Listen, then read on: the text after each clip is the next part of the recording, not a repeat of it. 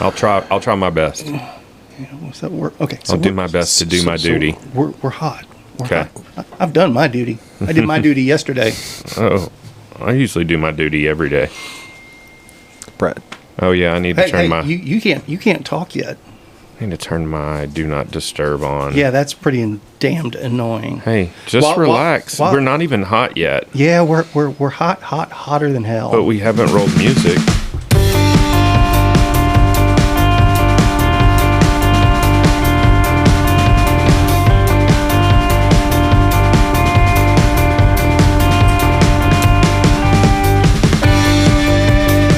Hello, everyone.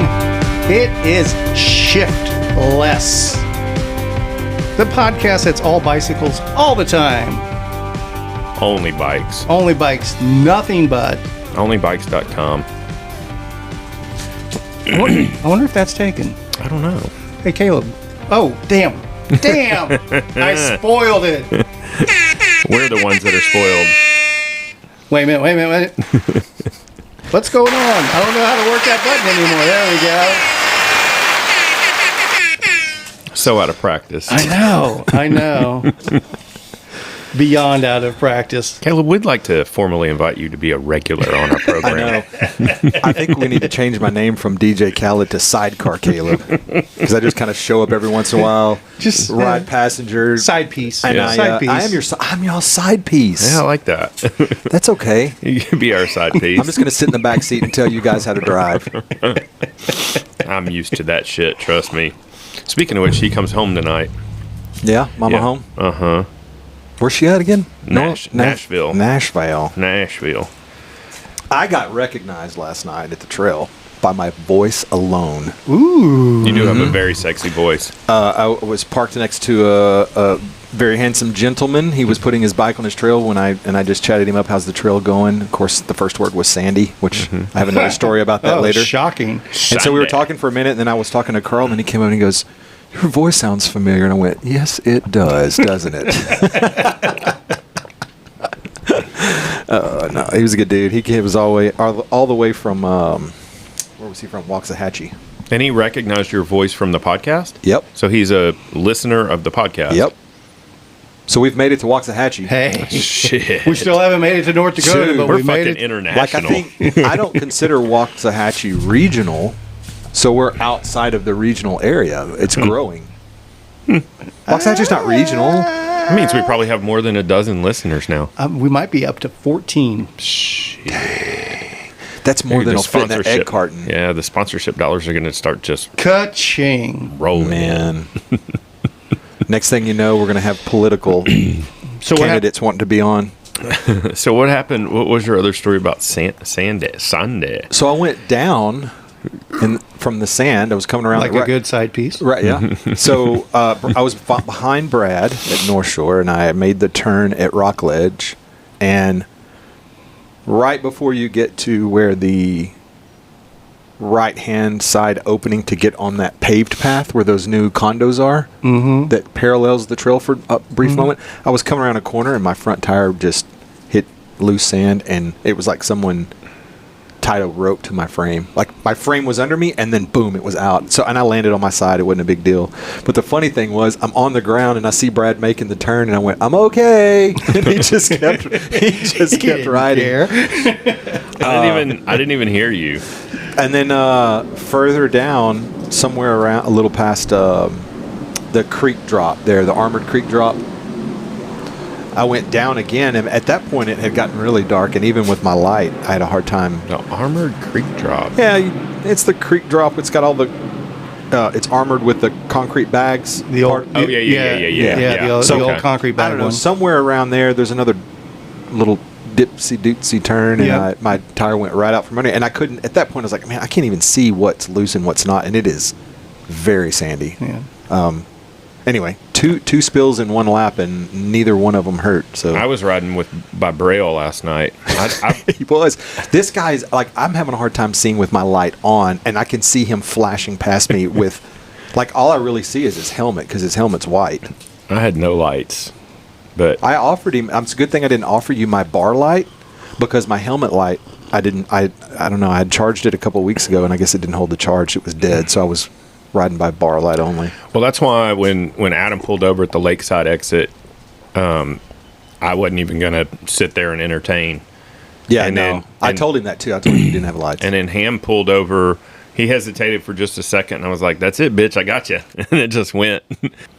Come on, learn how to position your microphone. Learn how to microphone. It was just going in that. That's good. No, it's good. Okay, it's good. sorry. Just put it here. Make it touch the thing in the back of your throat. Oh, the little dongle dingle? Yeah. Dongle dingle. Dongle dingle. What do they say in that song? I can't even remember. It's Adam's favorite song. Yes, it is. That was the song of our trip for Okay, Mina. what have we said about inside jokes? We can't. But I would love to explain it, but I don't. Are you familiar with the cultural icon song WAP? No. Okay, don't. Oh, I'm sorry. Yes, I am. Yeah. That's Adam's favorite song. Okay, no inside jokes. Can we talk about All or Nothing? Yeah. That looked cool. Yeah. Tell everyone what All or Nothing was, Kevin. All or Nothing is Brad Green's creation. I don't know about all that. Was it? I don't know. He's not clever enough to come up with that name, though. Definitely not. The name was mine. Okay, that makes sense. The multi-surface concept and reinforcement and kick me in the ass to do one was definitely Brad's inspiration. Was it your idea to do point to point and not a loop? No, I just think, I mean, you see more doing point to point. It's a logistical nightmare for everybody involved to do a point to point, but I think if people, how many people did you have show up? We only had like a dozen that actually showed up. But that said, I think a lot of people signed up expecting a nice, cool fall day to do that sort of adventure. It was a scorcher for late October, man. So stupid. Yeah, it's still October. That sun this weekend was. Yeah. I read, because we had a side note. I'm going to weave. We had a fundraiser for our dog rescue on Sunday. And the high was only like 85, but it felt like 95. Well, there were solar flares coming in. Yeah. Had finally made it here. And so that's why it felt is that so what was intense. going on? Yep. I never heard That's that why piece of the equation. Yeah. Makes a That's lot of what- sense. That was on Sunday. Yeah, we got steamy riding, and it did not. It was almost like it was overly humid. Yeah. But the humidity wasn't that high. Yeah, Jan and I tried to ride late Sunday morning, and we got an hour into it. So I'm done. Yeah. I'm really not feeling this. I had a full-on conversation with ChatGPT Monday morning about it. Okay. Like I went ahead and paid for I'm playing around with the paid version? premium. Yeah, and I'm having full-on conversations. It is equally frightening as it is Are you gonna exciting. Fascinating. Yeah. Are you going to start dating it? Like her? Is that going to be your side piece? You saw the movie with Joaquin, right? Oh yeah. Yeah. Yeah. I'm not there yet. That movie was ahead of its time, I think. Yeah. I don't think it was far off base. I think it was on Yeah. track more than ahead of its time. It was on track because I'm not anywhere near that, but it is Not yet. Not yet. We haven't talked about bikes yet. So, what if? when ChatGPT What if starts your AI robot says you can only have 3 bikes? What if That's instead it, of we're me fucking coming done. every week, I just bring my ChatGPT and you guys talk to it? You're going to train the voice then? I am using the voice. It's not using my voice though. No, it needs your voice. I haven't found the feature yet to Okay, where it can record all my right. voice. Yeah, we need it to have your All voice. right. I don't want it to. Well, I don't I'm- want to have a conversation with Or myself. Scarlett Johansson's So voice. I have this really cool. I think it's a very English voice. Hey, Lucy. Yeah. Named Andor. No, Arbor. Arbor. His name's Arbor. They're all like non-gender specific names. So, Breeze, Arbor, Comet. So I wasn't reindeers. I'm not even up to speed on what the premium ChatGPT is or entails. What sort of price point is that? I think it's like $20 a month or something. It's not like I wish I could get my. Well, I'm not going to get on a tangent. For I a use creative tool, it's not that expensive. Well, technically, with my company, they have their own suite Sure, now that we're sure. supposed to use, but it's not good. They It's have not the as Enterprise good. Edition or whatever It's it not is. as good, man. So I'm still paying for ChatGPT and for Midjourney just because I can learn very quickly on it. I mean, And you get all the models. You don't get just the text chat. It opens up all the other models that they have, and they have particular ones that are specific to chemistry. What does any of this have to do with bikes? Well, I'm getting back around to it because You're apparently, weaving way too much. Yeah. So You guys made the mistake He's of in asking the me about HIV it. lane. Did you take your meds this morning? Yeah, I Okay. did. No, I didn't. Drink some more coffee. Yeah, that'll help. All or nothing. Point All to or point. nothing. Yeah. Point to point. Point to point. I get your point. Yeah. So, did you watch Justin Carey's video yet? I did. I thought it was awesome. Like one of the first sentences he said was, "It made bike decisions paramount," or something along those lines. Yeah. And I was like, "That's exactly the point." So I liked that reached him. I mean, it was sinking in with everybody at the beginning because everyone's looking at everyone else's bike. And Do you have the full range? I remember seeing the photos, but I didn't look too close. I did see some drop bar bikes, but were they mostly drop? The winner was on a mountain bike, flat bars, Corey was on a traditional mountain bike, full suspension. Yeah. But Justin rode his drop bar, and he has a suspension fork, right? Yeah. Okay. But Corey had his UCI illegal foam pads on the handlebar so he could do puppy paws when he was out on the road. Justin was on But it wasn't a UCI sanctioned event. Oh, you're right. It wasn't. Okay. Yeah, so he's safe. He's safe, yeah. He's safe. No asterisk.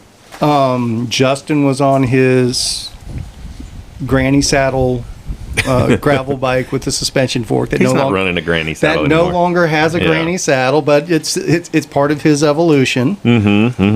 There was just a straight up gravel bike or two in the mix. There was a straight up mountain bike or two in the mix. Yeah. A couple of Loft Seglas, however it's pronounced, which I think that was probably a pretty good platform for the event sort of thing. So a little bit of everything, which I like. The pretty much, I think all of the participants were very pleased by the course route. How many complete finishers did you have? Do you know? 6. 6? Very nice. Very nice. Okay. And it was, it was good times, and I'm looking forward to making that one of our featured things next year. That'd be cool. In that same format, and along the lines of that same informal format, and where we're just going to gather up at 4R. I'm thinking about maybe running it on Sunday next week and make a 4R camping weekend where people just ride back to the Metro Mess on Sunday potentially. Yeah, that's a cool plan. Sort of thing. But that's a rough idea because we ended up, and if you watched Justin's video, you saw the footage as he was doing the pedestrian bridge in UNT. They were finishing smack in the middle of UNT Homecoming letting out. Yeah, there was a lot. Oh, yeah, that's right. That was going on. There was a lot more foot traffic than I would have anticipated. Well, the timing worked out perfectly wrong. Yeah.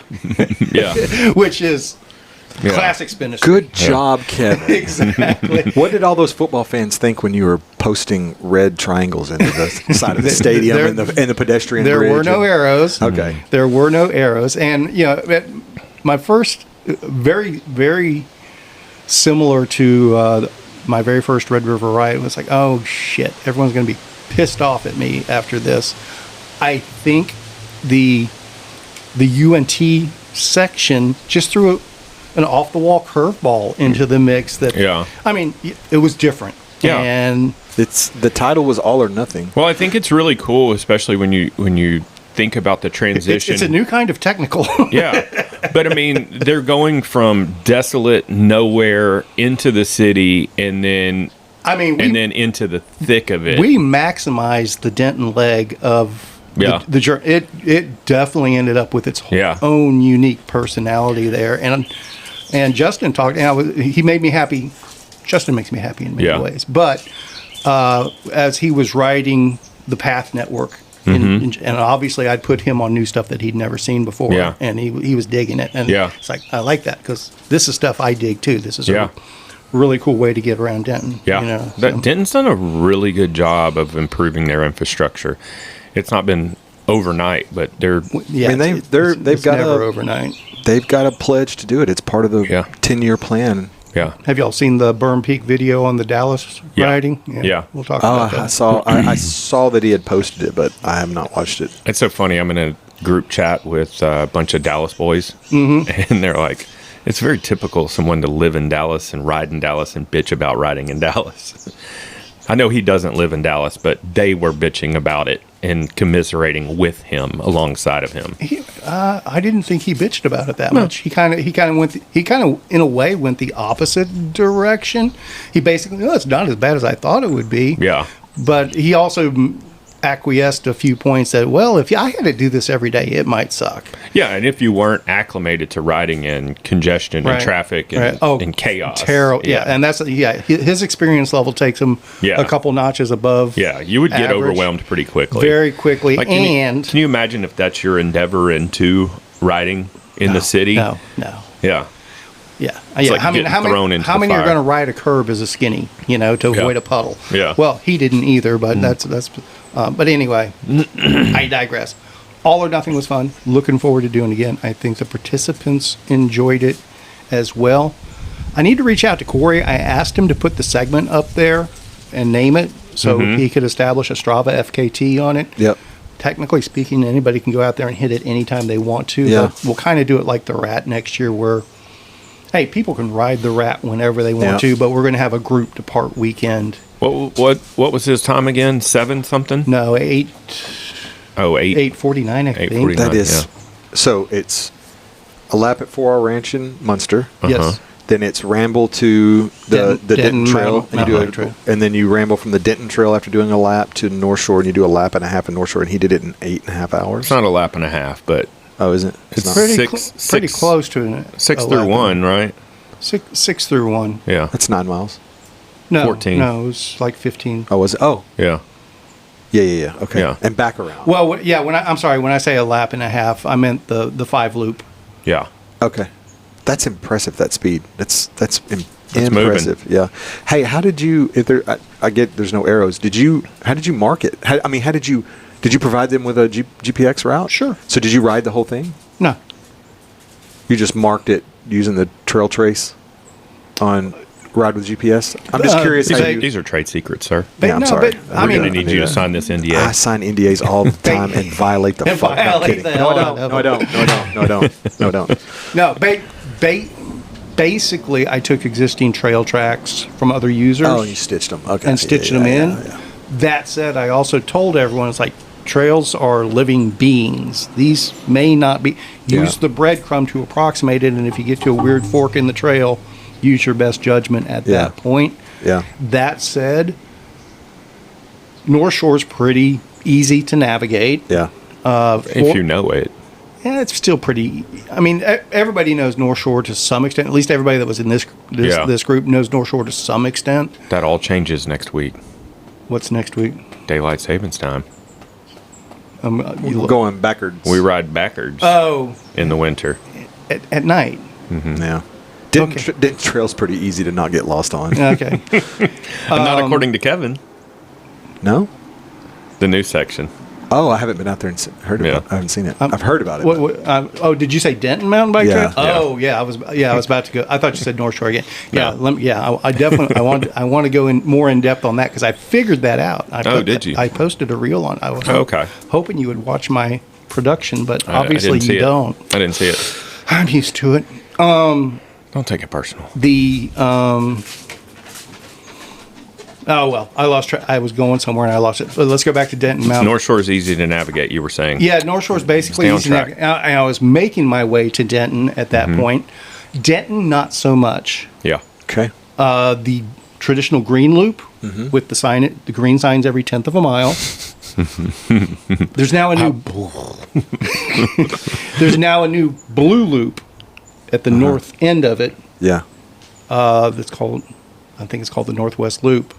That you get to this weird hub intersection with a sign that's behind a tree that says bikes go this way and hikers go this way, which makes no sense because hikers aren't allowed on the trail, but that's a different issue. Yeah, I've read about that. And so this hub is you can't tell where the original trail used to go by look where you are in the hub. So because it spokes off in 5 different directions and all kind of look equally beaten down. So you figured it out. I did figure it out. Okay, because Hocamp was at my dinner on Saturday night. Yeah. And I didn't realize that he was part of cutting the trail. Okay. And we started talking about it, and I was like, Kevin acts like you can't even tell what the hell's going on. And he goes, I mean, we put sticks, and I was like, immediately realized that he was part of the crew that did it. And I figured he was. I was like, oh, I mean, this is what Kevin tells me. Totally threw you under the bus. That's fine. And when I talked about it last week, I'm happy to take that heat. Yeah.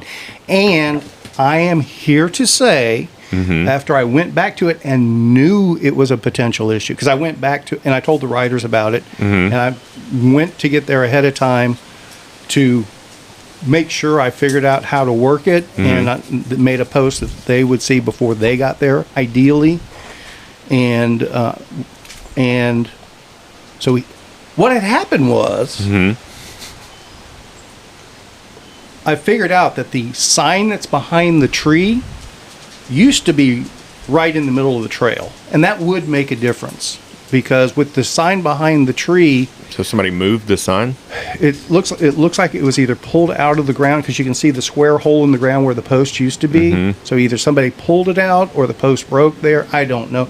I mean, it was, Ben, don't take it the wrong way. The sign was in a stupid place. It was basically right in the middle of the trail, just before you enter the hub. But it did make more sense, because with the sign there and say, go this way or that way, you know to take the immediate right or the immediate left. Yeah. That makes a big difference. Okay.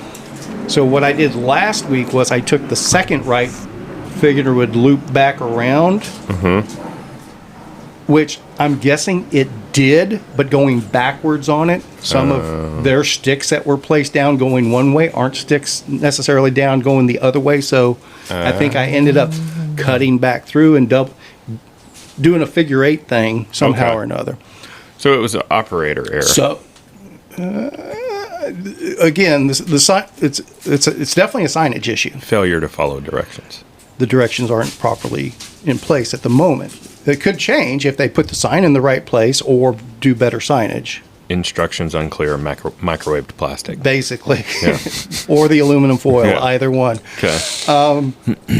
Now, that said, I am, and Ben, I know you can take my criticism here.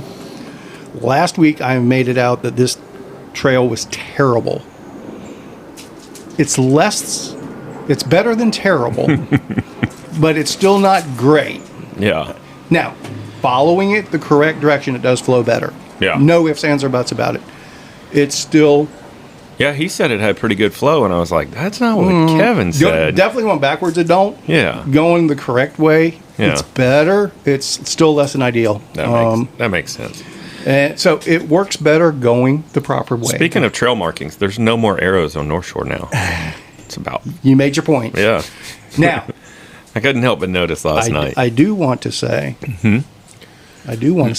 that I rode the inner loop at Denton for the first time, the red loop. I've blown by it several times in the past year. That's actually a pretty good little section. That's a nice... So it's, in my humble opinion, and I'm a very humble person, exceedingly, I'm the humblest of humble. So much so that you brag about how humble you are. Exactly. I'm so humble, you guys don't even know. I'm way more humble. I'm less competitive than you are. No, I'm less competitive. Denton Mountain Bike Trail, I think it's fair to say, is now a 7.5 mile trail as opposed to a 5. Yeah.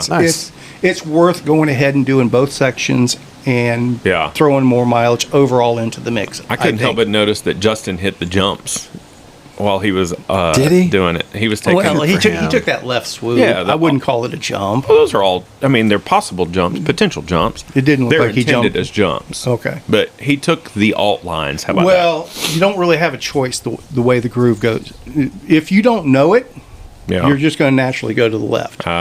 So Okay. if you want to avoid that, you have to know ahead of time and take a harder right. But anyway, regardless, and I ate shit. out there on that trail. Much like you're talking about your front wheel washout at North Shore. I had the same thing, and I was on the tributary, and it was the weirdest thing. I felt that front wheel start to pull. It's like, okay, I got this. Try to do my correction, and no, it just kept plowing like a friggin' bulldozer through there. Were you caught on the edge of like the cut? It was like, I wouldn't even call it a sand trap. It was a silt trap on the outside, what would be a berm, but it wasn't a berm. Yeah. And it was just, pulled your wheel. It just sucked me all the way across. Yeah, it's amazing how fast it. So do either of you think that that was pressure related, tire pressure related? No. Mine was 3 inches of sand and just turning too sharp and going too fast around it. Yeah. Mine was 30 pounds extra bicycle is what it was. I guarantee. Oh, that had something to do with it too. Yeah, there was no doubt. That was kind of a wake up call, and it's like, because I mean, going into it, feeling it happening, it was like, okay, I got this, and it was amazing how much I didn't have it. It was it's hard to explain. It's like 99 times out of 100, I would have it's just muscle memory, and you just pull out of it. Yep. And it just kept plowing in the weirdest way. So I had a very similar situation. We were riding super slow speed. I think Caleb was there. We were riding super slow speed at some of the trails at South Lakes Park, and it was like a super trench cut portion of the trail. And I'm leading everybody, and we couldn't have been going more than 5 or 6 miles an hour because we're talking and BS, and my wheel just catches the edge of that cut and just pulls me in, and there was nothing I could do, and I just laid over, and my freaking handlebar broke. It was so stupid. I mean, we weren't doing anything. Just gink. So speaking of South Lake Park, we had a work day last week, and record attendance. Our good friend, but one Adam showed up. Yeah. But I think one Adam is like maybe 2.5 grown men in the amount of work he put in. Yeah. So we cut probably. Did you say y'all manage your environment? The environment was managed. Yeah. No issues with the environment. Hell yeah. I think we got about. I didn't measure it with my phone or like with GPS or anything, but we managed to cut probably 1/4 mile. And that's freaking awesome. Going a lot of it was through that prairie and stuff, but we marked it. I went and got some flags. Yeah, the little pin flags, like you mark utilities and sprinkler heads and stuff like that. That helps a lot too because you can visually see the turn. So it was cool. And going back to your comment about all the every 1/10 of a mile signs, when we started building the trail, when I was talking to the parks director for Denton, I said, "Oh, and one more thing, like." Let's not spend money on a sign every 1/10 of a mile. He goes, "Oh, you don't think we should do that?" I went, "No, we're okay. We're fine. Nobody's gonna die on this trail." No, we need entry and exit signs. That's it. Period. So, yeah. And speaking of which, I'm taking all of next week off. I have 82 hours of unused vacation time, so I'm having a staycation next week, and I'm spending a lot of time out there. So. But aren't you going to Spinistry Palooza as a volunteer? No, I can't do it. You signed up as a volunteer. I didn't. I booted him out months ago. And you're taking the whole week off?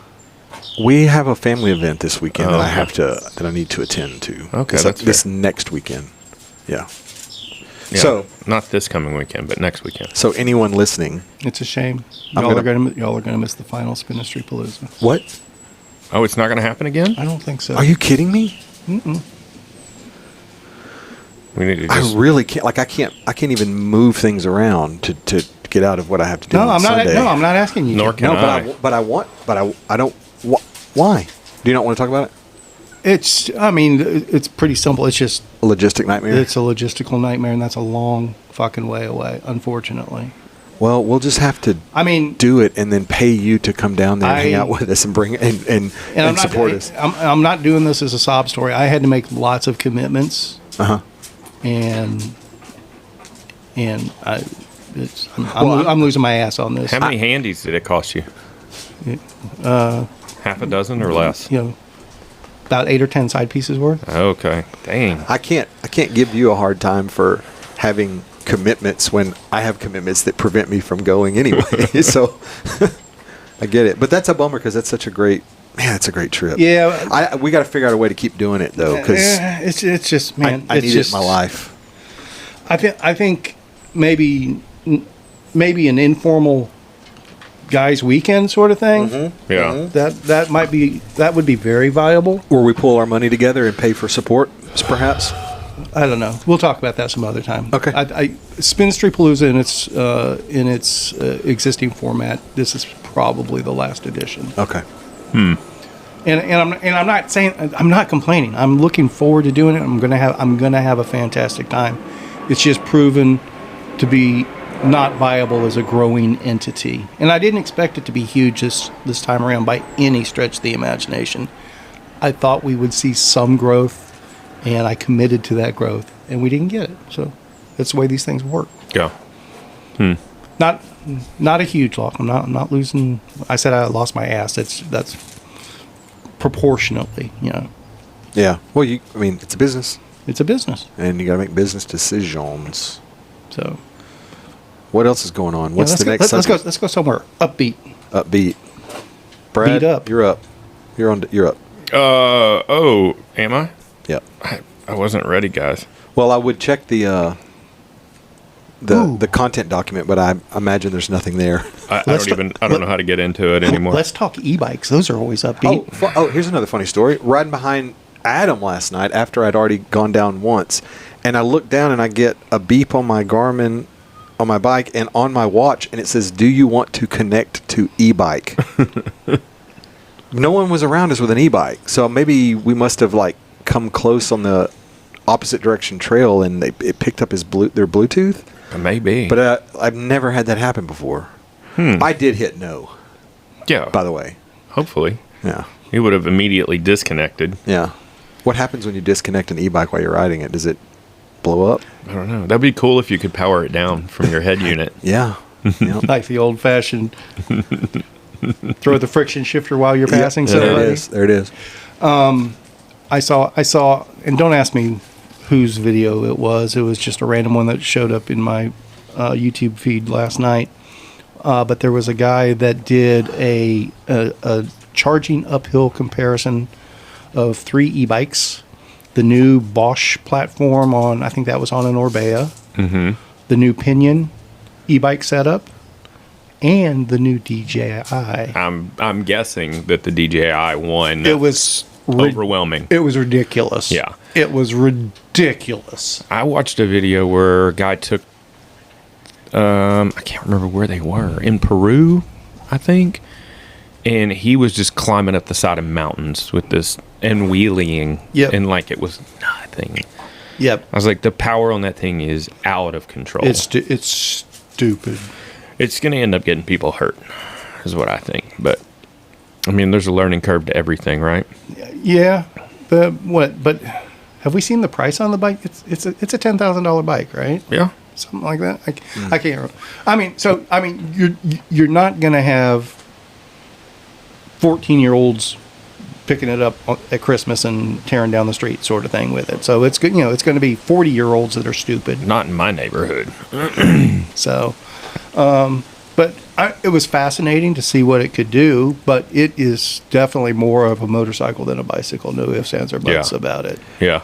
So I read that, I think I heard it on a podcast, that Samsung is working, no, not Samsung. Is it Samsung that's working on a new, really high-speed rechargeable battery? No, it'd have to be a car company. I think they're all doing it. Yeah, I think everybody's... But there's a press release or something about this particular one that's faster charging, longer duration. Surely that technology will trickle down into other sure. things like bikes. We've been waiting for better batteries for decades. Who's the leader right now? Bosch? As far as battery technology? Not on the battery side, no. I don't know. I couldn't even tell you. I just know that, there's been talk of graphene and all these magic materials for at least a decade. Yeah, where they're talking about batteries that can charge almost instantaneously and that are super light. It'll last for 5 days. Yeah, and we're still seeing, look at how much a Tesla weighs because of the battery. I don't know. How much does it weigh? As much as a pickup truck? They weigh like 7,000 pounds or something. It's insane. They're so heavy that, did you know that Tesla tires have spray foam in them? They can't take a flat. Yeah, to help with deformation, but also to help quiet the ride and cushion the drive. What do you mean spray foam? Like, how do they apply that? They have a foam interior in the tires. Tesla tires are Tesla like specific. An insert? It's injected. I think it's more permanent. Yeah. Interesting. Yeah. That's because the going flat would ruin the wheel because the car's so heavy? That's my rudimentary understanding. There's not enough air to hold the damn thing. Yeah. I see what you're saying. That I get. Yeah, They can't. They're heavy. You would need tires this tall I see what you're with saying. air to keep them from compressing all the way. I didn't know that. But the batteries themselves weigh like, I want to say 3,500 pounds or something. It's insane. Well, we can look it up. I don't want to There's just straight also, lie to you. There was a story last week that there's the world's largest lithium deposit. Happens to be in North Carolina. Southern Arkansas. Southern Arkansas. They just discovered it, or Now I'm interested because I want to figured know it out. how you discovered lithium. 1,700 pounds for a Model Y for the battery. So I lied. Sorry. Okay, but that's heavier. Is that heavier than an engine block for that size car? Oh, yeah. Is it? Yeah. Yeah. 1,700 pounds? That's damn near a ton. Well, and all the Yeah, that's weight's true. so low as well that you get a lot of side load as well. Yeah, sure. I'm fascinated by that's this. even one of the questions. Is a lithium Tesla deposit. battery heavier than an engine? Oh, see? Yeah. I only ask smart questions. See? My questions are dumb. And what does Scarlett tell us? It says, that said, the difference isn't as straightforward as you might think. While EV batteries are heavier, their motors are much smaller and lighter than an internal combustion engine. To further make up for the additional weight that the EV battery brings, EVs replace traditional components with lightweight materials. I want to make sure, I want to fact check myself about Tesla tires too. I hadn't heard that one before, but I wouldn't be surprised for it to be true. And I'm going to incorporate my new AI to edit this podcast today. So we'll see how that goes. Oh, are you? Yeah. Yes, Tesla tires have acoustic foam inside to help reduce road noise and make the ride quieter and smoother. So maybe it's just a quiet thing. That's what they're going to say. Yeah. They're not going to say, "Oh, our cars might be dangerous with just regular tires." Yeah, I wonder, Dylan should go work for Tesla and help them with their gains. Because this says that Tesla tires are also made from high-quality rubber with thicker sidewalls for durability. They are designed to have low rolling resistance and a smooth ride for maximum range. Yeah, let's see how that handles.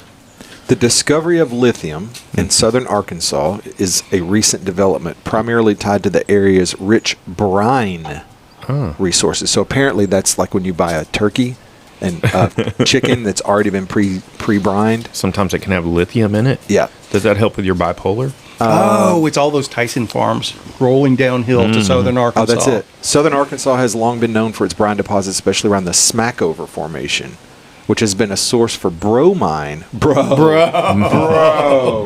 I don't have a regular mine. I got a bromine. For its bromine extraction for decades. However, over the last few years, researchers and companies have recognized that these brine deposits also contain significant amounts of lithium, sparking interest in lithium extraction from the region. The Smackover Formation is a geological saltwater aquifer that spans parts of Texas, Louisiana, Mississippi, and Arkansas, which means they may be reaching all the way down into the Northeast Texas. Well, see, there you go. So when the Texas oil gazillionaires can start making money on lithium, then they'll be very pro-electric at that point. Oh, that's a very interesting take. You're 100% right on that.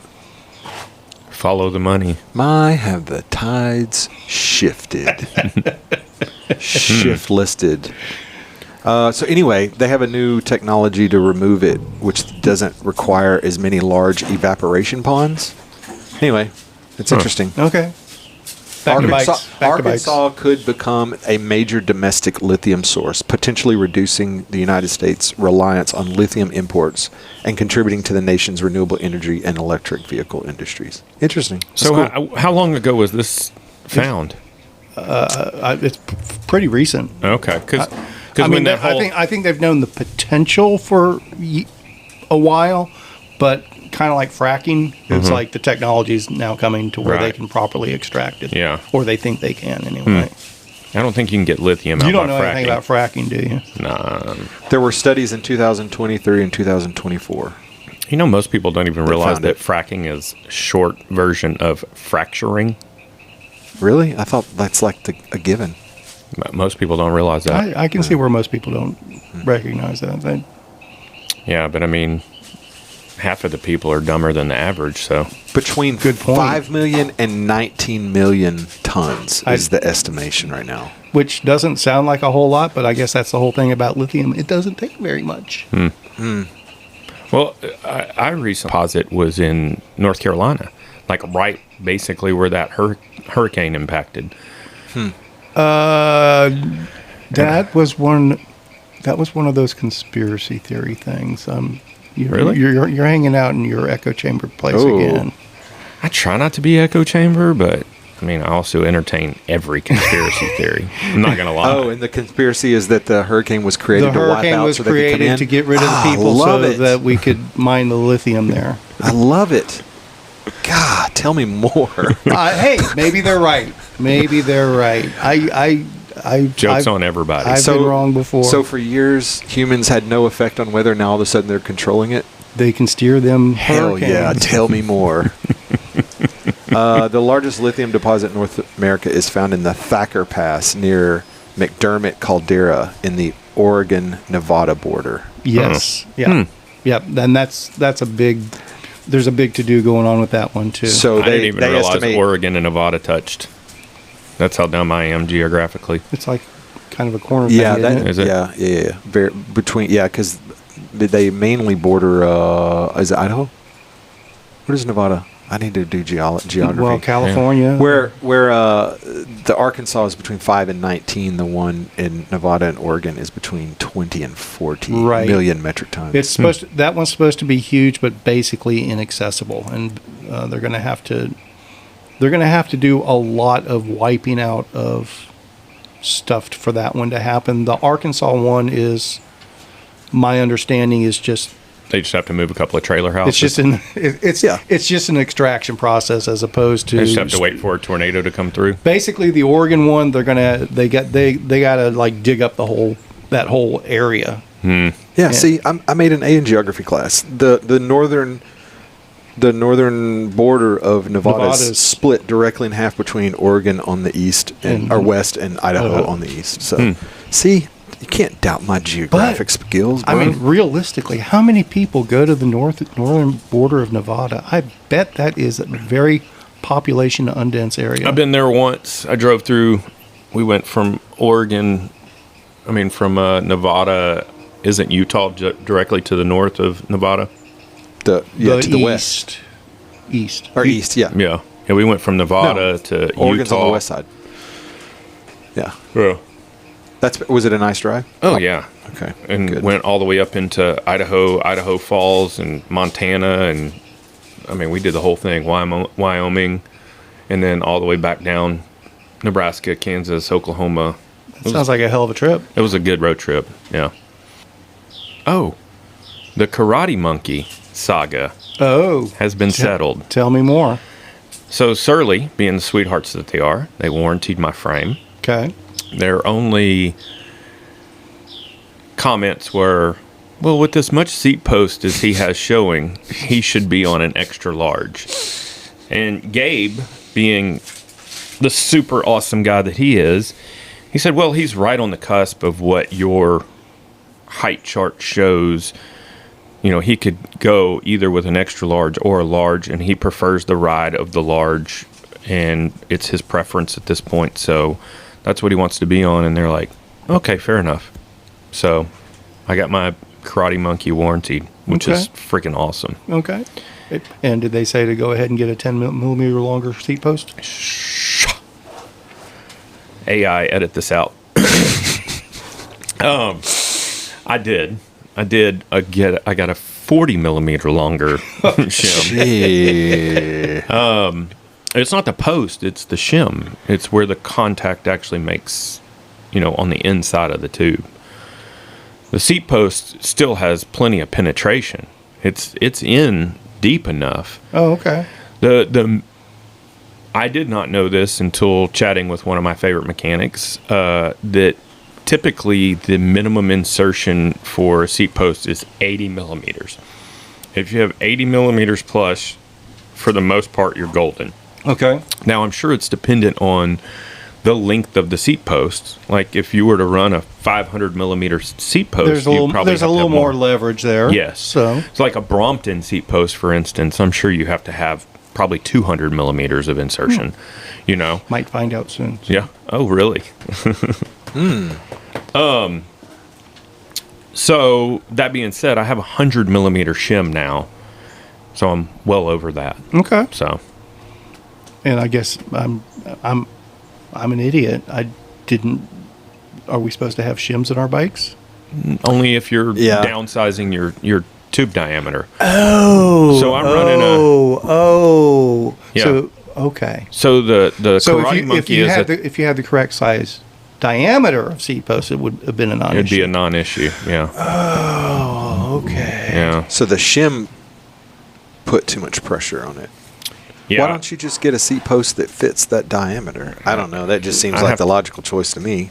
I'd have to sell my current seat post just to fund a new seat post. That was was it a titanium? Yeah. You have to have it's titanium? an Ericsson. Titanium? I don't have to, but I have it. Okay. Why would I give that up? Because you broke a fucking frame. I'm following the logic now. Okay. And it's the pieces are coming together. There's not much logic to my logic, but...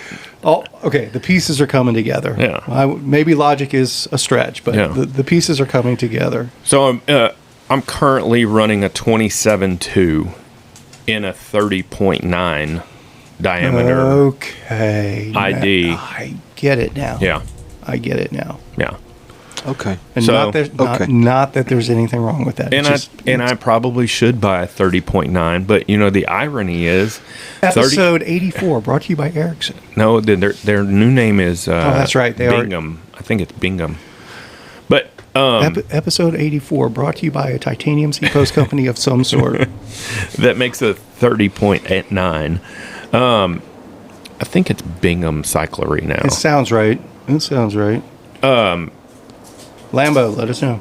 The interesting thing is now for the Chumba, I want to get another seat post, and the biggest one that Ericsson makes is a 30.9, so I'll still have to put a shim in it. Was the Chumba bigger? Or in the Chumba. It's 31. It's a 31.6? 31.6, yeah. I didn't remember that, but I don't doubt you. Yeah. Huh. So I'll end up buying. Remember. Are you sure? I'm borderline positive. Okay. Bingham Built Bikes is the name of their new stuff. Okay. So. Does Thompson do a titanium? I don't know. I'll have to check that out when I'm in Georgia. But a new seat post, if you want the titanium, 500, 375. Okay, better than 500. Yeah. So let me see. That actually is better than I would have expected. Yeah, 30.9 is the biggest one they make, and that's an additional $25. So let's see. That takes it to 400. No, I think it's still 375. I think they're 325 to 375. Oh, okay, gotcha. And then let's just go 400 just for extra length. Yeah. You're maxing out. Yeah. And then finish Bead Blast. Yeah, 350. Okay. I should just order it right now. That's a bargain. What a bargain. That's a bargain. But the real reason I love them is they last forever. It's such a simple design. All the internals that clamp your seat are completely replaceable. So literally, unless the tube fails, you're golden. And the comfort, once you ride a titanium seat post, especially the other reason I like riding a large is because it allows me to ride a sway back or a setback seat post, a layback seat post. So you get even more deflection. And so it's such a comfortable ride. As opposed to if I rode a large and I rode a straight seat post and you rode something that was extruded aluminum like Thompson, you're talking about a completely different animal at that point. Understood. So I get it. It's all about comfort, and maybe it's a little placebo, but I think it's legit. There's nothing wrong with sexy. Mm-hmm. There's nothing wrong with sexy. When you look good, you feel good, and when you feel good, you ride good. Yeah. Spoken like a true side piece. Hey, can we talk about your new resource outlet that you're launching on 11/1? Is that cool? If you want to. Well, yeah. What's it called? It is called Spinistry Chat. Okay. I like the idea of bringing back. Is it like a message board kind of social? Like, or what are you using to the technology behind it? I am using the School platform, SKOOL, school.com. Okay. So is it going to be? Like this. So can I just? Oh, it's communities. I see what it is. Okay. So can we just post up, is North Shore open? You could. What's in your Camelback? You could. What tire pressure do you guys like to use? You could. What are the best socks for the DFW Can I trails? Can I be the admin for the tire pressure channel? This is interesting. But it kind of looks like it looks a little bit like kind of like a Substack or like a Reddit. What's the non-sexual version of OnlyFans? There's another platform that's like that, but where you I don't know. pay. I've never spent any time on OnlyFans, so I don't. OnlyPans? That's where all the chefs hang out. No, a couple months ago I was reading a document for work about the popularity of these types of sites as a money maker for people who are developing these. Like it's a for service subscription. Yeah. There's a subscription site that a lot of people use. Patreon. Are you thinking Patreon? Patreon is what I'm thinking of. It's kind of a derivative of Patreon, but Patreon is very subscription oriented with community on the side, and this is very community oriented with potential for revenue and subscription on the side. That's cool. So what had happened was, it kind of registered with me the other day. I've been thinking for a long time. Well, we've had a couple of withdrawals along the way where we've started to penetrate this market, and we had to pull out. But all the innuendo. Ooh. For a while, I've known that we've just got too much Spinistry information in too many different places, and it's extremely hard for people to keep up with all of it. I've known that for a long time. Mm-hmm. And a few times along the way, I have tried to restart message boards, forums, or whatever else, trying to care for consolidating that information, and it hasn't worked. And it just never quite found the right outlet to make that happen in the best way. I think we're there. I think this is going to be the right platform for it and give us the flexibility to do everything we want to do, but also give us the privacy and security that we think are extremely important for this. And quite frankly, this is what registered with me just the other day. The reality is, I'm going right back to ground zero on Spinistry. This is how Spinistry originally conceptually started. The idea was to be a community site for cyclists. Mm-hmm. Basically, I was trying to take the Dirt Dogs forum and expand it to a wider, cross-discipline, cross-geography audience. Yeah. And at the time we were doing that, I think it was the right time for that sort of community, but it was also right at the time that Facebook was really catching traction. Yeah, Facebook killed all our forums. Facebook killed the forums, and that ultimately, that was the whole objection we ran into. And objection's not the right word. We just couldn't get any traction with it. And people were like, I can just do that on Facebook. And it, you know, but that was 2009. I feel like there's a mass exodus from Facebook. There is. And that's why it's come full circle. Facebook isn't the outlet for this type of information anymore. They've shot themselves in the foot. Yeah, it's gotten overly politicized and polarizing. They got in the to monetize. They started selling ads, and then they got into the garage sale game on Marketplace. They got into the dating thing, but they never got into the like informational. Like YouTube, you can subscribe to someone's, but you can also then pay for additional content outside it. And Facebook missed the mark on that by not allowing people to have that paid subscription service for the content. Facebook got algorithm oriented where they wanted to direct what people were going to see. Yeah. And what they ended up doing by that, they fed the polarization and everybody fighting with each other because it was that squabbling that kept people on Facebook and engagement levels high, which they loved, but that's what ended up chasing everyone away from it. I mean, I'm a member of literally dozens of groups on Facebook. Same. That nothing happened. There's no communication on those groups anymore. There is nothing. Yeah. There's no discussion. It's like everybody went radio silence, and there was no like, "Hey, we're leaving here. Let's meet up here." No, everybody just, I'm done. Yeah, and I know exactly what it was. It was people that would make a comment or they would ask a question, and other people would pile on and just treat them like idiots or call them bad names or whatever else. Yeah, and as a moderator, it's impossible to police all of that all the time. It's especially when you're in a closed group and you've got like 2 moderators and you have 3,000 participants.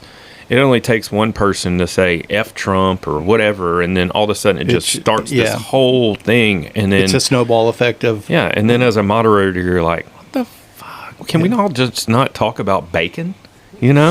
Like I'm on a group called Making Bacon, and there's like 30,000 people in this community.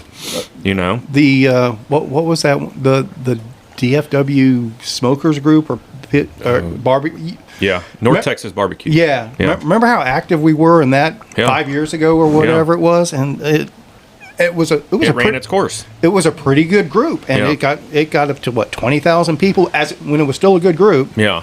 And then when it got to that 25, and then all of a sudden people... It just turned into advertisement and just plugging and everything else. And anybody that gave good information was instantly discredited. No, that's bad information. Yeah, it was so weird.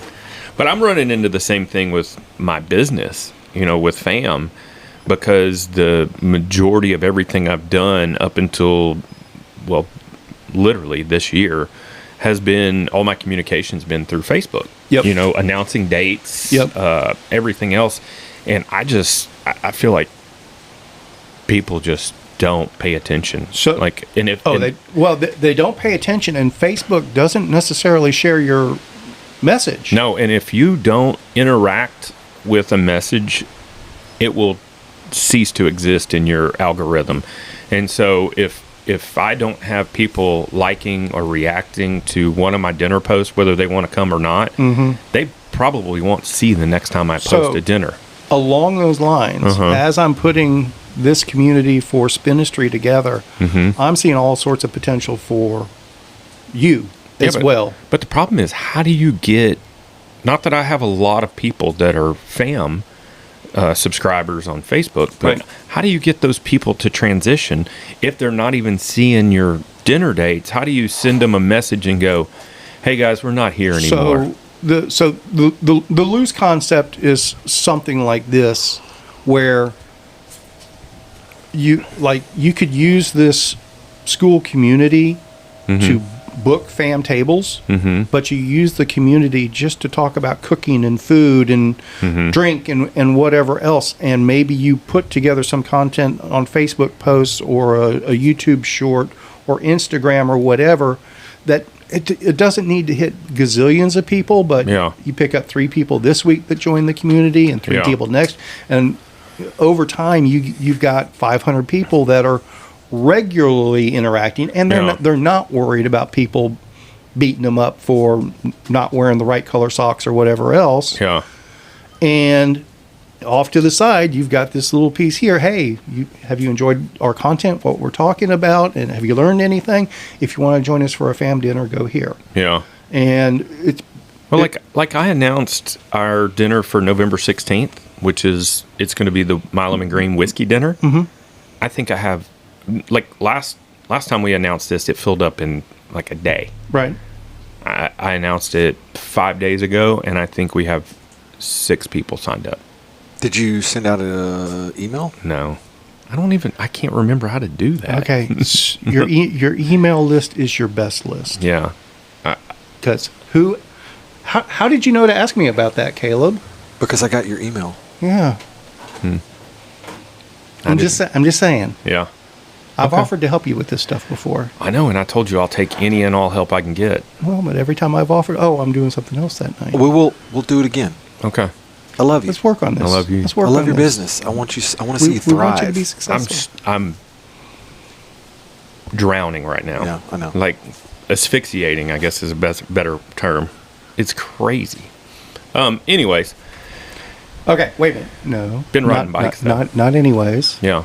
Anybody that's listening now has listened to this non-bicycle bullshit up to this point. Only bikes. So we've got time, because this Milam and Green dinner is when? November 16th. November 16th. Plenty of time. And how many slots do you have open at the moment? At the moment, 14. 14 at the moment out of a total of 20, right? Uber is highly recommended. Uber's give us a snapshot of what this evening is about, because not everyone's going to be up to speed. So I'll tell you what happened last time, and I'm pretty sure it's going to be extremely similar this time. I did not know which whiskeys, nor did I know how many whiskeys my buddy Derek from Milam and Green was going to bring. But he brought his own glassware, and he brought 10 whiskeys, and we started our dinner with a crafted cocktail made from their rye. And then he proceeded to serve, I didn't know which whiskeys he was going to bring, so I made whiskey-centric food, stuff that I thought would pair up well with whiskey. And we served 9 courses with 9 whiskeys. And it was a large time. And what we would do is, before each course, I would make him taste it. He would go, I think this whiskey goes with it, because he knew all the whiskeys that he brought. And I would taste the whiskey and taste the food and go, yes, that works. Or there was 1 or 2 where we're like, let's try this. And we paired up a different whiskey with every course, and it went freaking awesome. Awesome. And everybody had a great time. So I didn't know if it, not to be political, but I didn't know if it had something to do with it being so close to the election or what. You know, I was just like, I think that plays a piece. Yeah. In that there a lot of the online real estate is being taken up by paid political ads right now, and people and internet entities are more than happy to share more of those than traditional social messages that they might, just to keep getting more ad revenue. yeah, But in turn, I think also when we're this close to an election, a lot of people may be distancing themselves from the social media platforms, going, I don't want to see that person I like say something stupid, so I don't like them anymore. yeah. So I think that's part of it. Now, that said, on the new Spinistry chat community site, we will not tolerate any politics talk of any kind. That will be instant ban hammer. Yeah. No ifs, ands, or buts about it. They're going to get capped. Oh, wow. Why are you? If we want to really take it back to the origins, wow, that's a deep dive. That's a deep cut there. Yeah. That's a deep cut. Old Cap Carter. Well, let's not go. All right, AI. Sorry. We'll take that one out. How about this? How about this? Unless you object, I am going to create on the new Spinistry chat group. I'm going to add FAM to our list of partners. Oh, that would and be tremendous. talk up your Milam and Green night, if that's okay with you. I bless you. How much per person? $125. $125 per person. There's not even an upcharge for free whiskey. No upcharge for the My Lemon Green aspect of it. Man, I've got an event that day. I might be able to get back here. I think that would be pushing it. But that's okay. It would be worth it. I know it would be. But hey, actually, no. I know I don't need to because we're leaving for Georgia the next day. Oh, Georgia. So, all right. So that will be.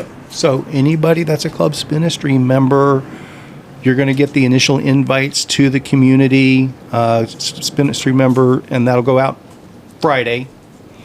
We'll have a FAM thread on there talking about that evening, and if you've ever thought about it, this is the one to give FAM dinners a test drive. I literally posted, "This is the dinner you've been waiting for." There you go. That was my. To be fair, and if you're listening to this podcast, you're getting a heads up on that. If Brad's smart enough to send this out to his email list tonight or tomorrow, there may not be any openings when it shows up on Spinistry chat on Friday. So if you're listening to ShiftLess, you definitely want to go ahead, and if you're considering it, jump on it now, because you're going to hear this before Brad gets the email put together. I'm pretty confident of that. What's the website for them to go sign up? It's eatatfam.com. .com? All spelt out. Yeah. FAM. Yeah. Eatatfam.com. Book it. You're going to want to do it. And if you're riding back in the saddle in Tioga that day, you'll have plenty of time to come down here and enjoy a fam dinner after your work event, up and down. You got a bike event that day too? Mm-hmm. What's going on that day? We're doing Back in the Saddle out of Tioga. Okay. And it's a new location for us. Some old roads, but put together in a new way. That Cross Timbers Forest area on the north side of Ray Roberts Lake. Yeah. Is Clark, cool. Speaking of Tioga, is Clark's a thing now, or is it not a thing? It is. Because it burnt. It burnt down. They rebuilt. Okay. What is Clark's? Clark's Barbecue. Is it still same owner? Yep. Yeah. Well, I say it. To my knowledge, I haven't heard differently. Okay. And we will be starting in their backyard. So. Very cool. Very cool. Yeah, I missed that place. I haven't eaten there since they burnt down. So we used to make it a regular thing to stop in there when we did a bandit circumnavigation of Ray Roberts when everything was flooded. And that bridge, I guess it's 377 that comes into Tioga, was underwater. Okay. Like it was about a foot underwater. And we rode across that bridge, and then we bandit camped somewhere like 5 miles out of town and rode back into town and ate at Clark's and drank, I think, all their beer and then went back to camp. But that place has always been awesome. So when I was training for the Rat for 2020, I was riding out there a lot. Yeah. I was doing that. I'd go up, do the Ray Roberts loop, and come back down. And have you ever seen the what's the appropriate term for it? The Latin rodeo ground down there? Mm-mm. So, if you're looking at a map, the very northeastern side of the lake, on the eastern side of 377, kind of back in there. What's up, sweetie? I see you. Hey, Lucy. There's some property, and it has a rodeo arena, but it's unlike any rodeo arena you've ever seen. It's a little narrower and longer, and the walls are like, if I recall, this is several years ago, I want to say the walls are 10, 11 feet tall. Is that to keep the bulls from jumping out? I don't know what they're doing in there, but it's definitely some kind of rodeo thing. This is at Tioga or Pilot Point? It's in Tioga, in that area. Haven't noticed that. Yeah, I don't know. I rode through there. I rode through there once, and there was no one there, and I noticed that. I was like, that's a strange looking building. I don't even know what it's for. And then, I don't know, sometime later I rode back through again, and there was probably 500 vehicles out there, and people were kind of like sitting on the wall. It was interesting looking. It piqued my Isn't that interest. where Randy Travis lives or somebody like that? I thought Randy Travis lived Razor Ranch area, like just up by Denton. Yeah. Gotcha. But there was there was Colombian flags and Venezuelan flags, and it was very interesting. I don't know what was going on. I've never noticed it. All the great smells from that kind of food. Yeah, you know it. Dude, making me hungry just thinking about it. Quick question on your Milam and Green dinner. Does that end up being maybe slightly richer, denser courses for the whiskey, or it just is what it is? Well, we're hoping that it's going to be cold as shit, so it'll make more sense to have warmer dishes. But typically, I mean, I would say probably, I haven't written the menu yet. I have to look at what we did. Yeah, I was just thinking conceptually, generally speaking. Yeah, I mean, you got to have bigger, bolder flavors to stand up to whiskey, but you can also play the opposite role, too. You can have something light that stands up to a lighter whiskey, but obviously... We ride bikes. We don't do lighter whiskey. Yeah. Damn it. What's a light whiskey and what's a heavy whiskey? Well, I mean... What determines that? So the char, the proof, the aging, how many notes it picks up from the amount of aging that it goes through, and also how charred the barrel is. Like a lot of bourbons and stuff will go through, like there's some cooperies have 5 levels of char, where that's literally how much time it spends getting charred. And so you'll have that flavor pass into the whiskey from all the absorption and contraction of the wood itself. So it just depends on how many notes it picks up. Some whiskey can be really one-sided and kind of what we would call thin, and it not have a bunch of flavor notes. And it can also be low in alcohol proof. And so it would be considered a light whiskey. Okay. Interesting. Yeah. I didn't know that. And then you have big, ridiculous whiskeys that are really high proof and long age, and they look almost like coffee, when you're drinking it. And those are going to be big, heavy notes, leather, tobacco, chocolate, I remember there's a documentary. What's it called? What's the whiskey documentary called? Proof? Neat. Mm-hmm. Yeah, that was pretty cool. They said that most whiskey comes out clear until they color it. It all does. Yeah. So moonshine is corn whiskey. Yeah. Typically, moonshine is made with corn. And so all what we call bourbon or Tennessee whiskey or whatever starts as a moonshine. It comes out clear. After it's brewed and distilled, that's what makes the proof go up, because when it's brewed, it's basically a beer. And so it starts at like 7.5%, 8%, something like that, and then it gets typically triple distilled is kind of the industry standard minimum, I believe, and that brings their proof up to 125, 150 sometimes. It depends on where they're aiming for. And then a lot of times they'll proof it down to around 125, because American bourbon has to go into a barrel at 125 minimum, and it goes into the barrel clear. All the color comes from the barrel. From the barrel. Yeah, right. All those flavor notes, because before it goes in there, it's just hot methanol, Yep. And then it picks up all the tannins and flavoring from the char and the wood. So that's where it develops all its flavor, and that's why it needs to spend time in there.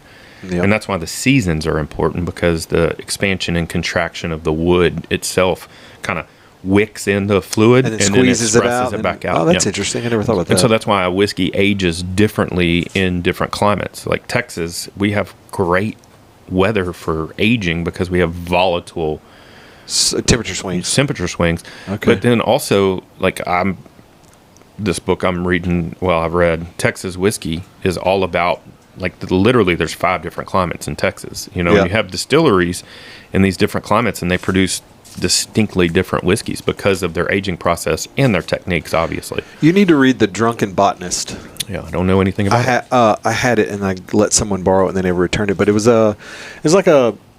I think Lucy's missed you. I think she has, man. She got real excited when I came over. So sweetie. I'm kind of jealous. Where did this... I don't know. Let's say this is a professor at Stanford or some major institution of higher learning, and they're a botanist, and they're curious of why liquor tastes the way it does based on what's the science behind why it tastes with the way that it's made. Yeah. And it just goes from like all major categories of liquors. Yeah. And beer, I think it touches on beer and wine as well, but it literally tells you what makes liquor. The science, like the why it does what it does. Yeah. It's like saying, well, we make gin out of juniper. Okay, well, what about juniper, like the thing? Right. If I had it, I'd let you borrow it, but you would love that book. Yeah. Well, I mean, gin is just vodka with aromatics. Yep. I mean, Yep. and they initially did that to cover up how alcohol forward vodka was, because they weren't 10 times distilling it like they're doing now. So they would make gin out of shit vodka because it would perfume and cover over the flavor and smell of it. Yeah, I'm not a gin fan. Yeah. Mother's ruin is what they call it. Y'all want to get back to bikes? Yeah. Yeah, let's What talk you about got? I got an interesting email here. Oh, I didn't get it. Kevin, it came as no surprise to me that my frame was cracked after Saturday's fun in the sun at All or Nothing. Oh, who is this? This is James. I guess I was a bit underbiked. Good news is there is a lifetime warranty on the frame. That is good news. But they are looking at other bikes, and we're seeing if we might have a club discount on a specific one that we used to, but we don't any longer. So Start with an L. potentially, Do we know? Do we know what kind of bike Sir James was pedaling? I can't remember specifically. It was gravel-esque, if I remember correctly, though. But I'm not positive of that. He was riding side by side with Fergie, and they finished roughly together. But I will say this, James, the particular brand you were asking about, we don't have a specific association with any longer. I do highly suggest you visit one of our Spinistry partners, and there's probably more coming, but right now I'm happy to suggest visiting Boyd at Dallas Bike Works or Clarence at Mad Duck Cyclery. Either one of those will point you in the right direction, and if you tell them you're coming from Club Spinistry, they'll probably find a good way to take care of you. And if they don't have the brands you like, stay tuned. Maybe we'll be talking about some others really soon too.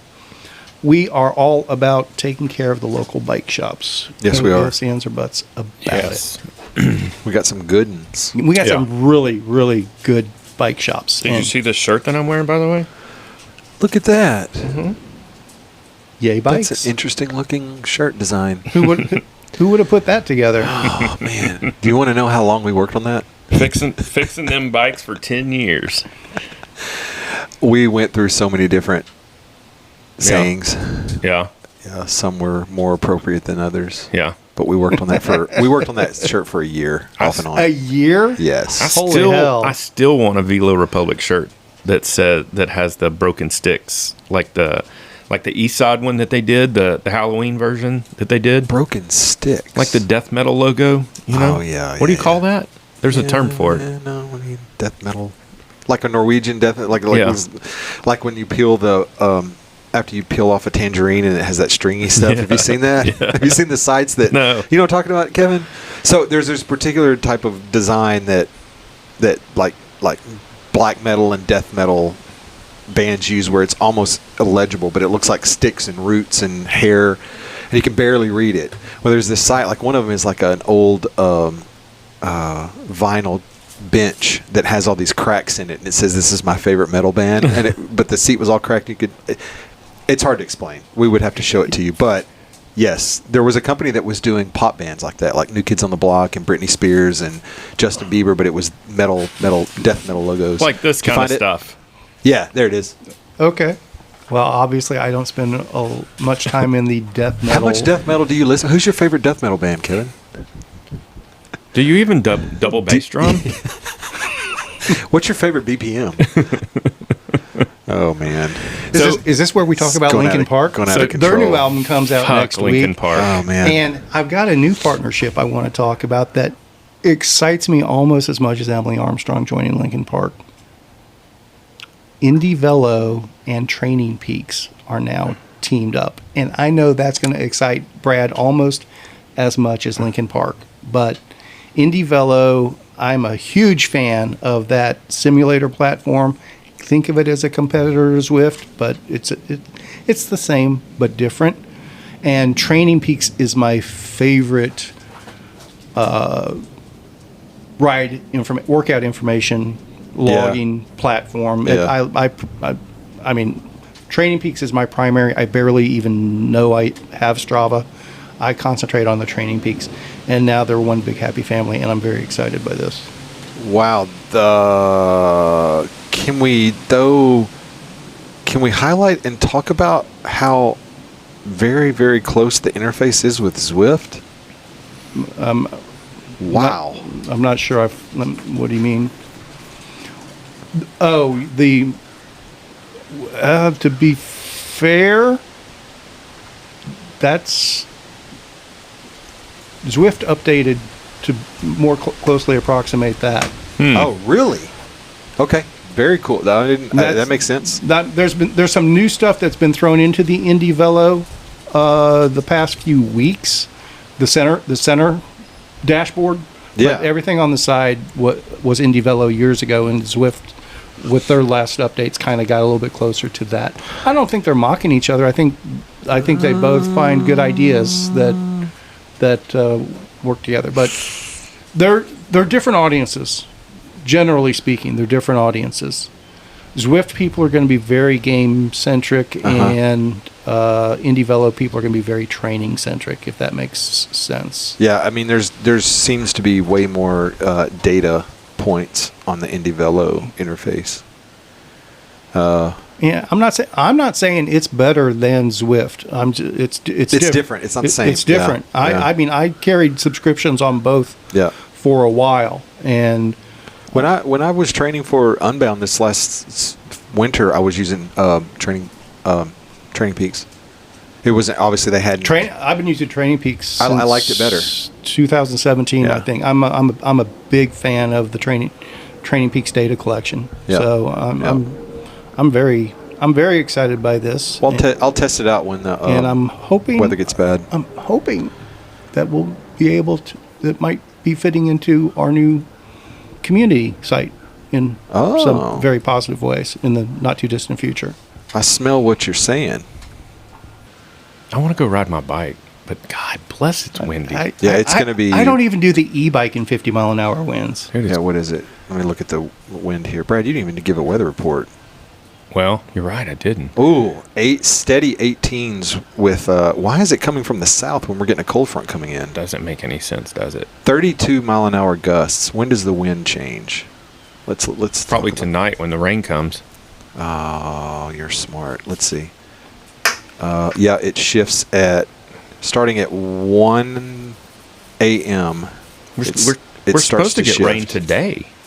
During the day, are we not? No, it's coming in this evening. They keep pushing it. It's supposed to be like 4 a.m. is when the But we're supposed to get rain for the next week. Off and on, which. But that could change. Oh yeah. That could.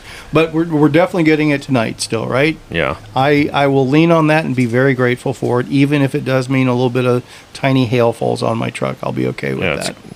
But we're supposed to get. I don't know. It depends on who you believe, but probably around 2.5, 3 inches over the course of next week, which is what we need. We need some rain. We need every bit of it, but I'm not gonna count on it till it happens, sort of thing. It's what did you say last night? You said it's not raining until it is. Yeah, it is. It's not raining in Texas until you look outside and see rain. Can't argue with that logic. Yeah, I'm full of logic. Yeah. Somebody at this table needs to. I know. I gotta. That's why I come in every once in a while to try to keep this thing balanced, grounded. McAfee's supposed to be doing that, but he never has the balls to call us on our bullshit. Yeah, what's wrong with that guy? Yeah, McAfee, quit threatening people.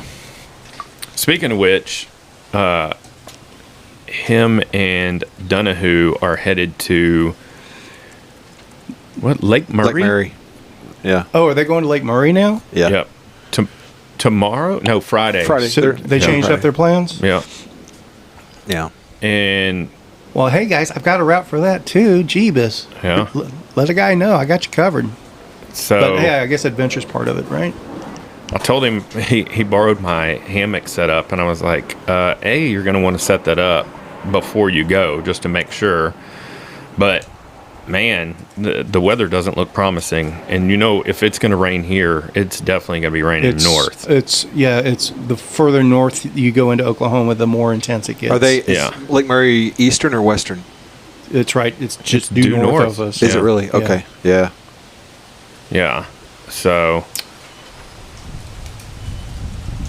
And maybe I misunderstood their plans. Are they going there via Cross Timbers, or I thought they were doing a Cross Timbers trip, or was that just part of their Lake Murray trip? When Sean sent us your route. That's all I know. I literally told you everything I know. Okay, all right. Kevin reached out to me to figure out the best way through Denton, and he showed me a route that was ending at Cross Timbers, and I thought he said that's where they were going. I think the last time they went to Cross Timbers, they had some undesirable encounters. Gotcha. Leave it there. So maybe that was what they did before, and he used that as a reference to how they were going to get through Denton. Maybe I misunderstood what he was getting at. Just like I misunderstood when Caleb said he did a full pull. God, why would you even think that, man? Because those words came out of your mouth. This is how long it's been since I've ridden my single speed. It's when I was training for Unbound when I had an 18 on it. And when you're not in great shape, 18's not the best choice to have an easy ride. It depends on the chainring size. 32. I know. Yeah. But if it was a 24. Oh, that's true. Yeah. Or a 30. Yeah. It felt good, though. Yeah. But anyway. It was fun. I was on my tried and true 3220. Love it. I have no qualms with it. Going back to that Burn Peak video of riding Dallas, you said you saw it, right? Uh-huh. What bike was that other guy riding? It was a 20-inch something. Do you remember that? Man, I can't really remember. Okay. I watched so much content. There was a video I watched last night that I wanted to talk about today, and it's already fallen out of your head. It's already fallen out of my head. If there was only a document where you could put notes, you could write your thoughts down of things you want to talk about.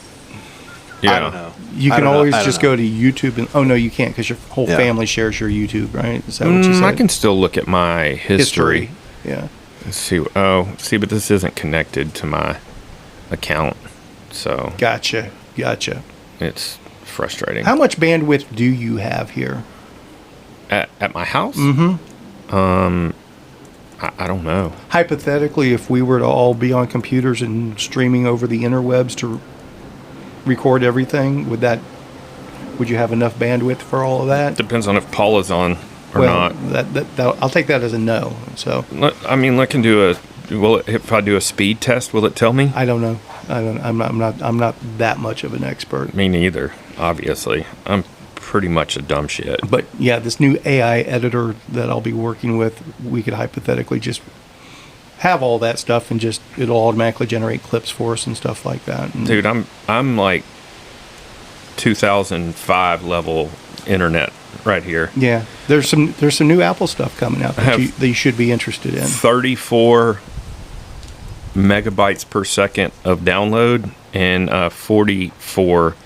That's not good. Megabytes per second of upload. That's not good. Yeah, it's not. Mm-hmm. No, and we're probably, knowing us, we're probably paying premium dollar for the shittiest service.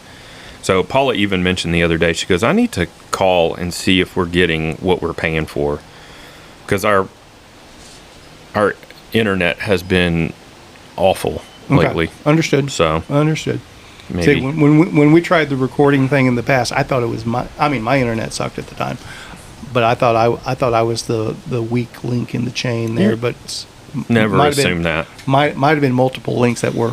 As long as I'm involved in the situation, you can pretty much count on the fact that it's me. Speaking of which, high likelihood because of Spinistry Palooza that I may not be available Wednesday of next week. I may be heading that way already.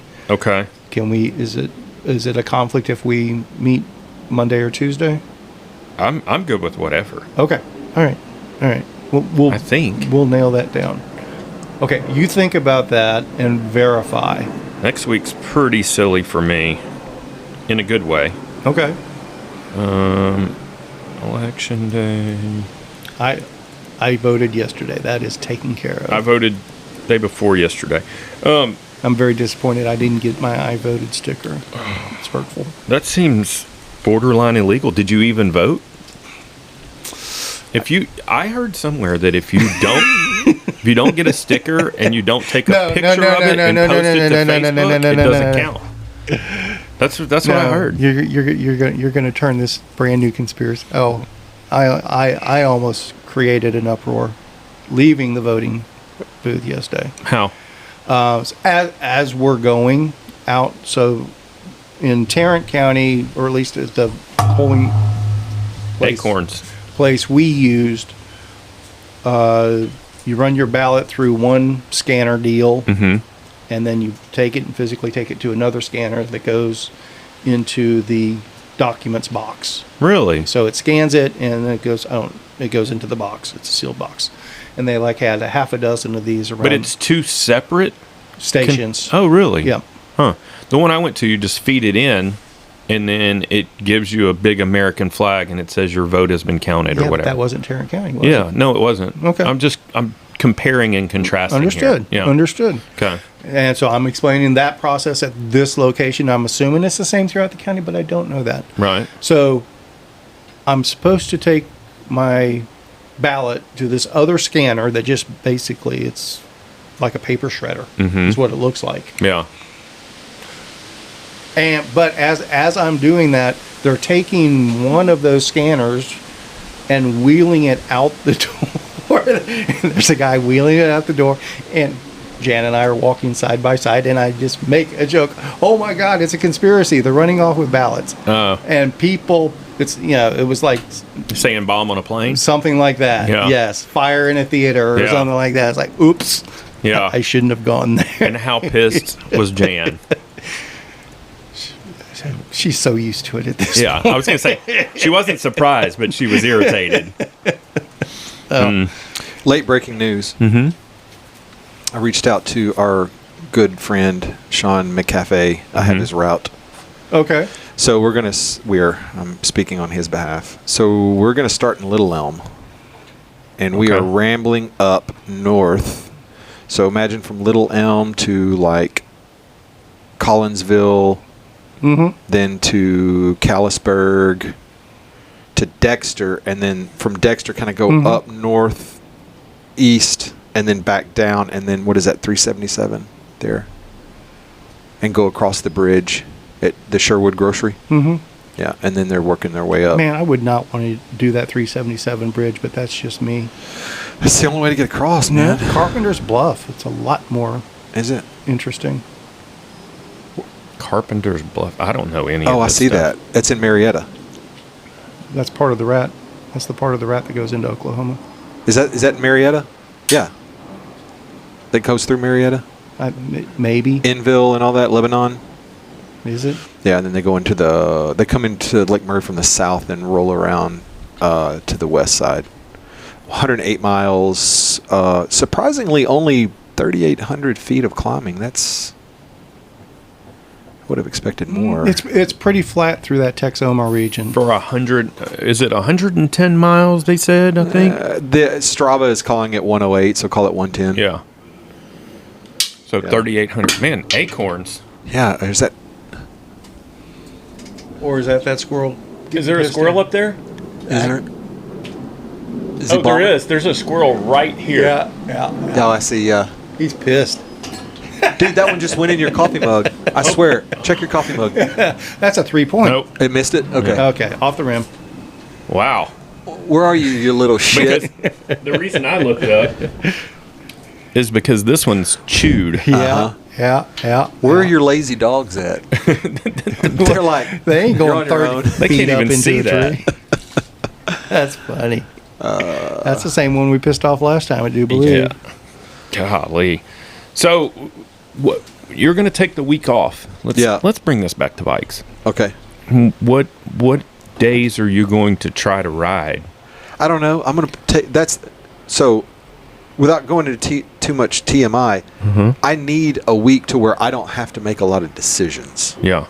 Right? And I need to like have something where I'm just not making detailed plans and making constantly making decisions for people. You're just existing. I'm going to exist, and I'm going to get up and I'm going to go. I mean, closer to then, like Sunday, I'll make a little bit of a plan. I plan on riding, but I don't like because I had messaged this Sunday, but you're not planning to ride. You're right. I mean, I had messaged these guys and said, "Hey, I may go do a one-nighter or whatever," but like I don't even want to make the decision of pulling all my gear down and putting it on the bike. I just need a break from preparing for things. And weather's always a factor. So I'm going to ride. I'm going to work out at the trail, and I'm going to ride. I'm going to work out the trail. I'm going to do some stuff around the house. I want to make. But I want to do an overnighter. I do want to do an overnighter, but I have more. It's too late to prepare. Motherfucker, he is still dropping shit. Look at this. We could do an easy overnighter though. Like we could just ride to Hocamp's place. Yeah. That's very crash, true. That's very true. We can figure out a day to do that. Yeah, I mean, I want to do that, but it would have to be early in the week for me. Is what I'm saying. Oh yeah. Okay. Yeah, let me get back to you. Like a Sunday, Monday, Tuesday kind of thing. How about a Monday night shiftless recording somewhere? I'm in. That's interesting. Yeah. Let me see what I can do about that. Yeah. See what I can do. Okay.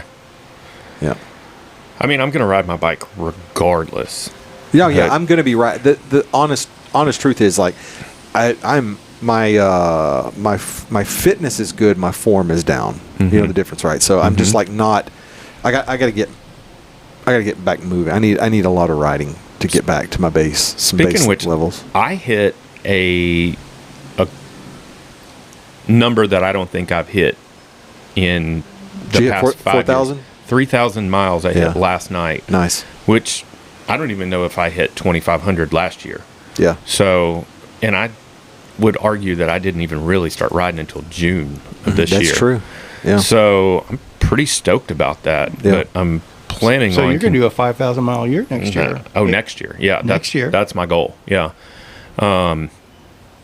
In fact, that's what I'm going to set up in my Strava as my goal. I'm probably going to do 4,500 just to make it a little bit easier to get to, but that's my plan. But what's crazy is because I often wonder, well, how many miles does this guy have? How many miles does this guy have? You know?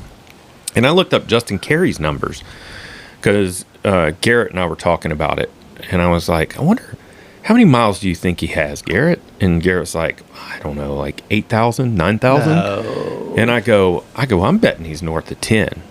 And Garrett's like, you might be right. Looked it up. How many miles do you think Justin Carey has? Probably 6. I was going to say 6. Like 5,862 or something. Yeah.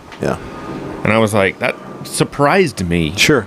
Still a big number, but it's lower than I would have expected because think about all the huge rides that he goes and does. Yeah. But and he's only doing those once every 2 or 3 weeks, where someone like Peter is doing shit like that every day. I get that, but even when you see Justin's Strava where he's just doing a cool out ride or something, he's 50 miles. Yeah. And then he goes and does, Unbound XL and Mega Mid-South and all these 300-mile events, and he did all or nothing. And but when you get to I'm speculating, when you get to the point where you're doing that many events, you're not doing a lot of riding probably in between because you're always in form. Yeah. You don't have, like, between Unbound and whatever he did right after that, I can't remember. Or he did Leadville, then he did, he didn't have to train. Yeah. There was no going out and doing multiple rides during the week for that. And again, going back. He was in Leadville for a week, and he rode like 150 miles before Leadville. Yeah. Going back to, we've talked about a bunch of times, looking at it as hours versus miles. Sure. I think people get thrown off by miles. Right. Doing quick math on it, napkin math, it looks like he's riding 10 to 12 hours a week, which... that'd be fair. I think that's... This is unbelievable. There he is right there. Yeah. He is legitimately dropping acorns on us. Yeah. That's a big squirrel, man. That's a cat with a long tail. I think 10 to 12 hours from a full-time working dad. I think that's about as much as they, and doing CrossFit in the mix too. And time is way more important than miles. Yeah, like I have 260 hours this year. Yeah. Which is pretty decent. Yeah, divide that by your current mileage. Hold up, I was just there. Well, that's 10 hours a week, isn't it? It says my average time a week is 6 hours. Oh, okay. But like I said, I didn't really start riding until June. Well, yeah, by the mileage. Yeah. So, anyway, okay, yeah. Yeah. Carry on. So, time in the saddle. Time in the saddle. That is the important thing. And as we've touched on numerous times, if you can find that magic way to get 10 to 12 hours a week into the mix. Or just start with an hour a day. You start with an hour a day. That was the breaking point for me. Yeah, and that's 6-7 hours a week. Yeah. Right there, an hour a day. Mm-hmm. You mix in a long ride once or twice a week, and you're up to 9-10 hours. And if you're really trying to get to that, if you're really trying to take your game to that next level, if you can find a way to get into that sweet spot of 10 to 12 hours a week, week in and week, it's not easy to get there. No. You have to get creative. It's a commitment. Yeah, but it's doable. Oh yeah. It's definitely doable. But I mean, I'm back in get back on the horse mode. I'm just doing an hour a day this week, get my shit back together, and next week I'll go back to. I'm contemplating going for an hour spin right after this, honestly. Even with the wind, I mean, Texas hills. I'm going to do my new Training Peaks virtual when I get home. That's my plan. I'm going to work. I'm sorry to hear that. No, it's all right. I was able to do this. Oh, you bastard. No, he's gone. He took off. That's just the wind. That squirrel's long gone. Okay. Watched him walk away. Well, regardless, let's close this out and go Irregardless. ride our bikes. Let's do it. It's good to see you guys. Great to see you.